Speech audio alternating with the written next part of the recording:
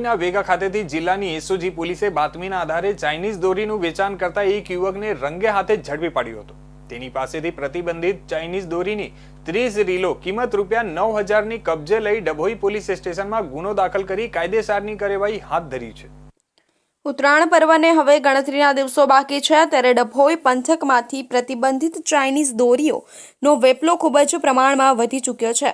ત્યારે જિલ્લા એસઓજી પોલીસને મળેલી બાતમીના આધારે ડભોઈના વેગા ખાતે આવેલા પાલ હોટલની પાછળ રૂક્ષ્મણી કોમ્પ્લેક્સ નજીક બહાર ખુલ્લામાં ચાઇનીઝ દોરીનું વેચાણ કરતા એક ઇસમને રંગે હાથે ઝડપી પાડેલો છે।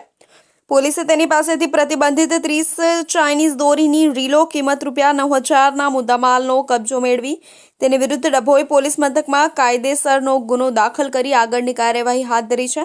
જ્યારે અન્ય એક યુવકની મોરવાળી જીન વિસ્તારમાંથી અટક કરવામાં આવી છે, જેની પાસેથી ₹18,000ની ચાઇનીઝ દોરીના જથ્થો મળી આવતા તેની વિરુદ્ધ કાયદેસરની કાર્યવાહી હાથ ધરવામાં આવી છે।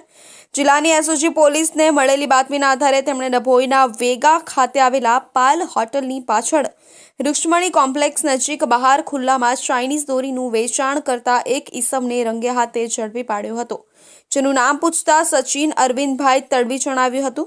પોલીસે તેની પાસેથી પ્રતિબંધિત 30 ચાઇનીઝ દોરીની રીલો કિંમત ₹9,000ના મુદ્દામાલનો કબજો મેળવી સચિન વિરુદ્ધ ડભોઈ પોલીસ મથકમાં કાયદેસરનો ગુનો દાખલ કર્યો છે।